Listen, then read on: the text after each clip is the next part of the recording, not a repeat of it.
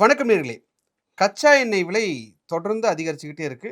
வார் நடந்துட்டு இருக்கு. ஆப்வியஸா கல்ஃப்ல ஒரு வார் நடக்குதுன்றப்போ, உங்களுக்கு கச்சா எண்ணெய் விலை அப்படிங்கிறது இன்க்ரீஸ் ஆகுறது தட்ஸ் ஆப்வியஸ். ஆனா, இது ஏற்படுத்தக்கூடிய தாக்கம் அப்படிங்கிறது வந்து ரொம்ப பெருசா இருக்கு. இன்னும் நம்ம என்னென்னலாம் சந்திக்க வேண்டியது இருக்கும் இந்த க்ரூட் ஆயில்னால, இந்த வார்னால அப்படிங்கிறத ஆனந்த் சார்ட்ட கேட்டு தெரிஞ்சுக்கலாம் வாங்க. வணக்கம் சார். வணக்கம்பா.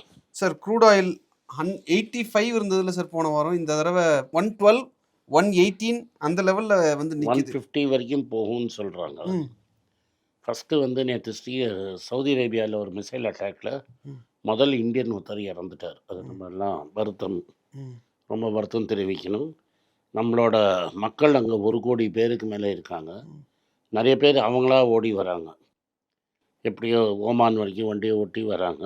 எப்படியாவது கவர்மெண்ட் உள்ளே இன்டர்வியூன் பண்ணி அங்கே இருக்கிற ஈரான் கவர்மெண்ட்டு அமெரிக்காட்ட பேசி அவங்க நம்ம ஆட்களை வெளில கொண்டு வரணுங்கிறது ரொம்ப இம்பார்ட்டண்ட். இன்னும் மோசமாயிடுச்சுன்னா அங்கே தான் அடிபடும். நேற்று வந்து கத்தர் வந்து அவங்களோட ஆயில் பைப்பு கேஸ் ஃபீல்டெல்லாம் மூடிட்டாங்க. கூடிய சீக்கிரம் அபுதாபியும் சவுதி அரேபியாவும் அதை பண்ணிடுவாங்க. இந்த ஸ்ட்ரெய்ட் ஆஃப் ஹோர்முஸ்ங்கிறது நான் சொன்ன 20% ஆயிலுங்கிறது மார்க்கெட்டை அஃபெக்ட் பண்ணிடுச்சு. அதனால தான் $120 வரைக்கும் கச்சா எண்ணெய் போயிடுச்சு. 20%னாலும் இந்தியா, கொரியா, ஜப்பான், சைனாக்கு இது மோர் தென் 50% ஆஃப் தி ஆயில் கொடுக்கும். அதனால் இது இந்த ஊருக்கெல்லாம் பெருசாக எஃபெக்ட்டு. நம்ம ஸ்டாக் மார்க்கெட்டை மியூச்சுவல் ஃபண்ட்ஸு, எல்ஐசி இதை வச்சு கண்ட்ரோல் பண்ணுறதுனால ரொம்ப அந்த அளவு விழலை. ஜப்பான் பார்த்திங்கன்னா நீங்கள் 4% கிட்ட விழுந்துருச்சு. கொரியா போன வாரமே 20% விழுந்தது. இன்றைக்கி ஒரு 8% விழுந்துருக்குது. ஸோ கவர்மெண்ட் வந்து இந்த மியூச்சுவல் ஃபண்டையும் டாலரை விற்றுக்கிட்டே இருக்காங்க. அதோட இம்பேக்ட் ஃபியூச்சர்ஸ் மார்க்கெட்டில் விற்கிறாங்க. அதோட இம்பேக்ட் தான் ரூபா இன்னும் ஃபுல்லாக விடலை. நம்ம பார்க்குறச்ச 11:45 மணி இன்றைக்கி $92.48 வரைக்கும் இறங்கியிருக்கு. இது ஃபர்ஸ்ட் ஆஃப் ஆல் இது supply side problem, demand problem கிடையாது. ஓகே. அப்படின்னா என்ன அர்த்தம்னா, டிமாண்ட் ப்ராப்ளம்னா மக்கள் இன்னும் நிறைய கச்சா எண்ணெய் யூஸ் பண்ணுறாங்க, அதனால் வந்து ப்ராப்ளம் அப்படிங்கிறது கிடையாது. இன்ஃபேக்ட் கச்சா எண்ணெய் விலையை யூஸ் பண்ணுறது கம்மியாயிடுச்சு. சப்ளை சைட் ப்ராப்ளம், அதாவது ஆயில் ஃபீல்ட் ஷட் ஆனதுனால வந்த ப்ராப்ளம் இது. இது கம்ப்ளீட்லி வந்து ட்ரம்ப்பும் நெத்தன்யாகவும் பண்ண இஷ்யூ. இதனால் உலகமே கட்டப்படுது. நம்மளும் இந்தியாவில் ஜாஸ்தி கட்டப்படுறோம். சவுத் கொரியா, ஜப்பான், சைனாலேயும் கஷ்டம். இதுதான் பேசிக்கான ப்ராப்ளம். ஓகே. இப்போ க்ரூட் ஆயில் பிரைஸ் இன்க்ரீஸ் ஆயிருக்கிறது அப்படிங்கிறது நமக்கு ஆல்ரெடி ரஷ்யா வந்து ப்ரீமியம் பிரைஸ்ல தான் கொடுக்குறேன் அப்படின்ற மாதிரி சொல்லியிருக்காங்க. இப்போ இந்தியாவில் இது எந்த மாதிரியான தாக்கத்தை ஏற்படுத்தும்? பிகாஸ் நம்ம அதிகமாக இம்போர்ட் பண்ணுறதுல நம்பர் 1 அப்படிங்கிறது க்ரூடு. 85% நம்ம க்ரூடை இம்போர்ட் பண்ணுறோம். இதில் என்ன வெக்கக்கேடுனா, 1971லேருந்து ரஷ்யா நம்மளுக்கு ஃப்ரெண்டு. நம்மளோட ஆர்மியில் இன்றைக்கும் 70% of the material Russian material. நம்மளோட மிசைல்ஸ் வந்து பிரம்மோஸுங்கிற மிசைலு, பிரம்மா அண்ட் பிரம்மபுத்திராவும் மாஸ்கோவியும் சேர்த்த மிசைல். நம்ம ஏர்ஃபோர்ஸும் completely depend on Soviet Sukhois. நம்ம நேவி இன்னும் டிபெண்ட்டு. இது மாதிரி ஒரு சமயத்தில் அமெரிக்கா எங்களுக்கு பர்மிஷன் கொடுத்துட்டாங்க, அதனால் கொண்டாட்டம்னு சொல்கிறது ரொம்ப அவமானமாக இருக்குது.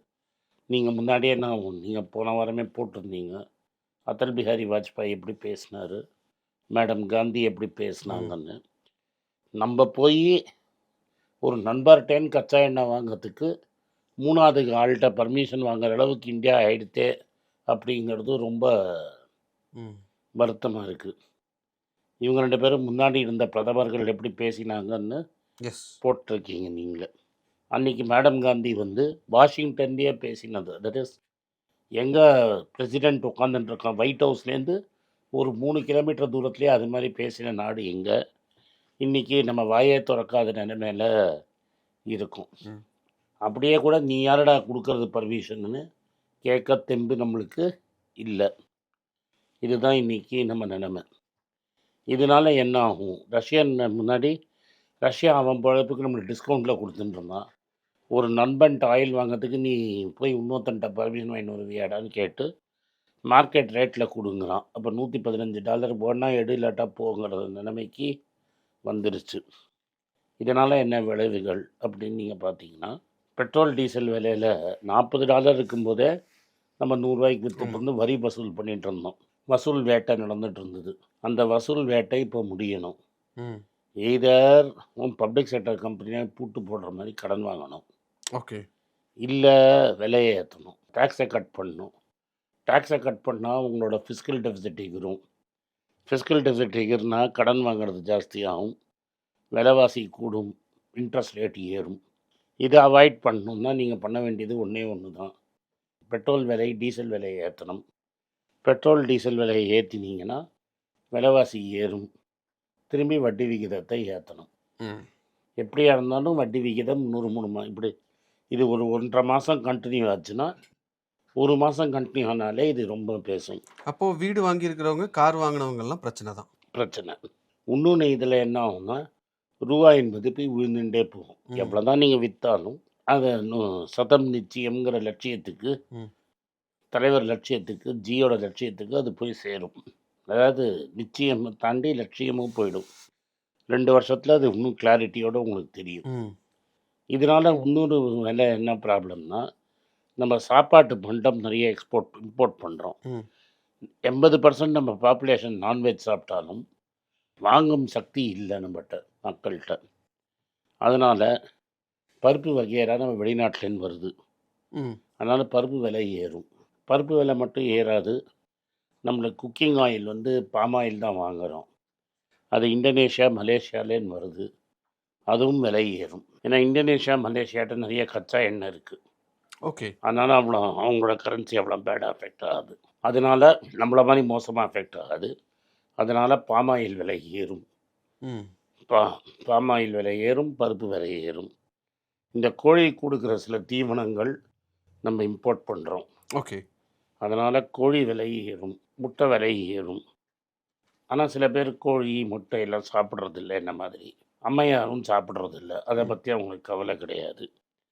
சிலிண்டர் விலைய நேத்தே ரூ. 65 ஏத்திட்டாங்க. அவங்க சிலிண்டர் வாங்குறதில்ல. இப்போ அது மட்டும் இல்லாம, அதுக்கப்புறம் சிலிண்டர் விலை, கச்சா எண்ணெய் விலை 25% ஏறியிருக்கு. ம். ஸோ நீங்க சிலிண்டர் விலைய ஏத்தணும். இல்லாட்டா நீங்க பப்ளிக் செக்டர் கஷ்டப்படும். அதாவது இவங்க சிலிண்டர் விலை ஏத்தும்போது க்ரூட் ஆயிலோட பிரைஸ் அரவுண்ட் 85, 87ல இருந்தது. இப்போ 115 அதனால ஒரு ரூ. லெவல். 200 ஏத்தணும். ஆ. இல்லாட்டா நீங்க மானியம் குடுக்கணும். ம். நம்மளுக்கு குடுக்காட்டாலும் கம்பெனி குடுக்கணும். இல்லாட்டா கம்பெனி நஷ்டம். ம். கமர்ஷியல் சிலிண்டர் விலை ரூ. 200, 300 ஏறணும். ம். அதனால வெளியில ரோட் சைடு வியாபாரம் பண்றவனோட விலை ஏறும். ஓகே.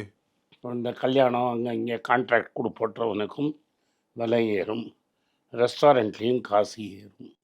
ஓவரால் விலைவாசி ஏறும். ஸ்டாக் மார்க்கெட்டில் என்ன ஆகும்னா, என்னதான் நீங்கள் பிரம்மபயத்திரம் பண்ணாலும், ம். இந்த ஏஷியன் பெயிண்ட்ஸ் மாதிரி பெயிண்ட் கம்பெனி, ம். டயர் கம்பெனி, நைலான் கம்பெனி அதெல்லாம் போட்டு மார்க்கெட் அடிக்கடி அடிக்கும். ஓகே. அம்மையார் சொன்னாங்க, நீங்கள் அதை எடுத்து போட்டு காட்டலாம். எஃப்ஐஐ போனால் எங்களுக்கு கவலை கிடையாது. டிஐ ஷாக் அப்சர்வர் இருக்காங்க. ரீட்டைல் இன்வெஸ்டர் ஷாக் அப்சார்பர்னாங்க. எந்த வேலையில் சொன்னாங்களோ 2 வருஷமா மார்க்கெட் அங்கேயே இருந்தது. இன்றைக்கி 10% இறங்கிடுச்சு. 2 வருஷமா ஷாக் அப்சார்பர் சரியில்லை. ம். ஷாக் அப்சார்பருக்கு என்ன கொடுக்க போகிறாங்கன்னு அம்மையார் பதில் சொல்லணும்.